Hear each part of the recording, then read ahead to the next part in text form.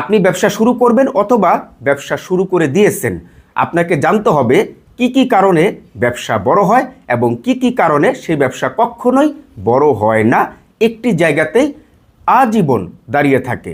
যে আমরা যখন একটি বিজনেস শুরু করি, সেটি যে কোনো বিজনেস হতে পারে, যে কোনো পণ্য হতে পারে, তো আমাদের মধ্যে একটি চিন্তা ভাবনা কাজ করে যে আমরা এই ব্যবসা থেকে বা এই ব্যবসা করে বা এই প্রোডাক্ট বিক্রি করে কিভাবে অতিরিক্ত মুনাফা করব।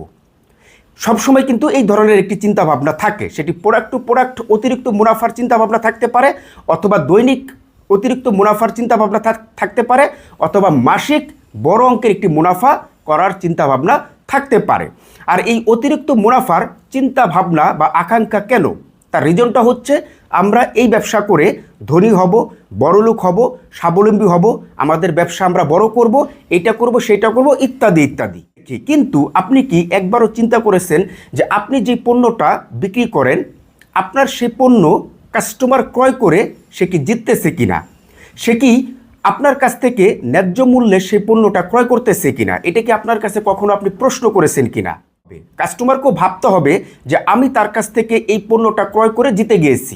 আমরা বিভিন্ন জায়গায় বিভিন্ন প্রোডাক্ট কিন্তু ক্রয় করে থাকি। ফর এক্সাম্পল, আমরা ফুটপাতে একজনকে দেখতেছি একটি প্রোডাক্ট বিক্রি করতেছে, তো আমরা সেই প্রোডাক্টটার প্রাইস যখন জিজ্ঞাসা করলাম, তখন সাথে সাথে বুঝে ফেললাম যে না, এই প্রোডাক্টটা তার কাছে অনেক কম প্রাইসে ক্রয় করা যাচ্ছে।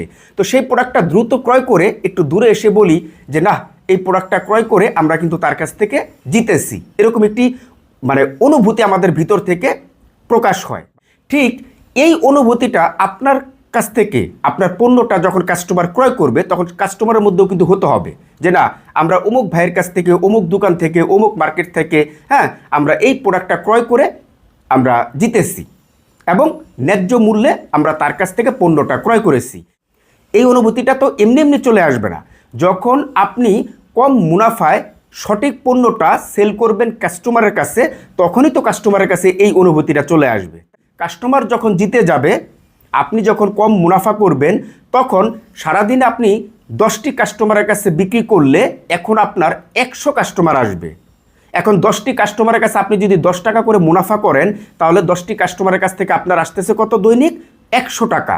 আর আপনি যখন 2 টাকা করে মুনাফা বিক্রি করবেন, তখন আপনার কাস্টমার আসবে কতজন? 200 জন অথবা 100 জন।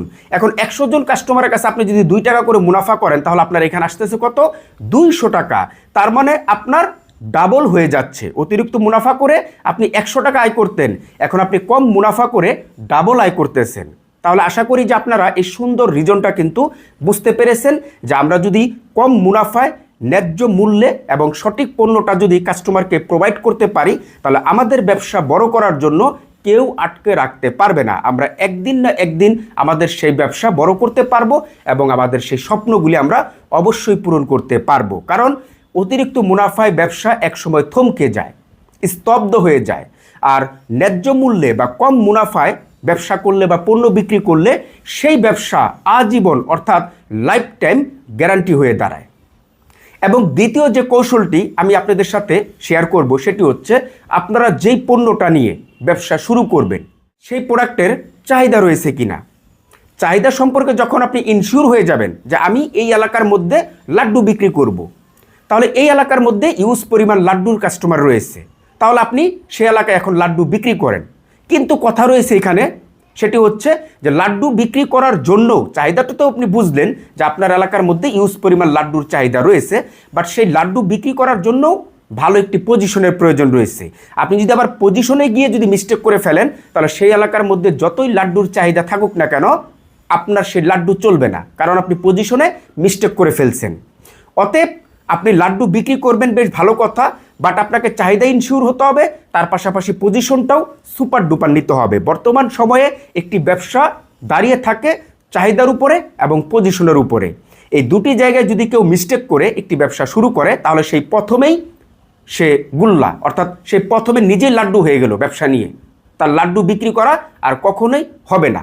তো আশা করি যে আপনারা এই দুটি কৌশল যদি আপনাদের ব্যবসার মধ্যে যদি প্রয়োগ করে আপনাদের ব্যবসার যাত্রা শুরু করতে পারেন, সেটি একটি ফুটপাত ব্যবসা হতে পারে, সেটি 10 কোটি টাকার ব্যবসা হতে পারে, 10 লক্ষ টাকার ব্যবসা হতে পারে, সেই ব্যবসা ধীরে ধীরে অবশ্যই গ্রো হবে এবং সেই ব্যবসা থেকে আপনার সেই স্বপ্ন, আপনি ধনী হবেন, আপনি স্বাবলম্বী হবেন, আপনি বাড়ি করবেন, গাড়ি করবেন, অথবা আপনার জীবিকা আপনি সচ্ছলভাবে পরিচালনা করবেন।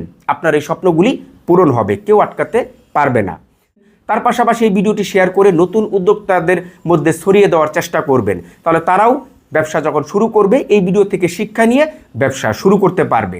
তার পাশাপাশি আপনি যদি আমার পেজে নতুন হয়ে থাকেন তাহলে অবশ্যই আমার পেজটি ফলো দিয়ে আমার পাশেই থাকবেন এবং আপনারা যদি এরকম নতুন নতুন বিজনেস টিপস অ্যান্ড ট্রিক্স সম্পর্কিত ভিডিও চান, যেই বিজনেস টিপস অ্যান্ড ট্রিক্সগুলি আপনাদের বিজনেস গ্রো করার জন্য অত্যন্ত সাহায্য করবে, তাহলে অবশ্যই আমার এই ভিডিওর কমেন্ট বক্সে কমেন্ট করে জানাবেন। তাহলে আমি আপনাদের জন্য আপনাদের বিজনেস গ্রো করার জন্য নতুন নতুন টিপস অ্যান্ড ট্রিক্স নিয়ে হাজির হব।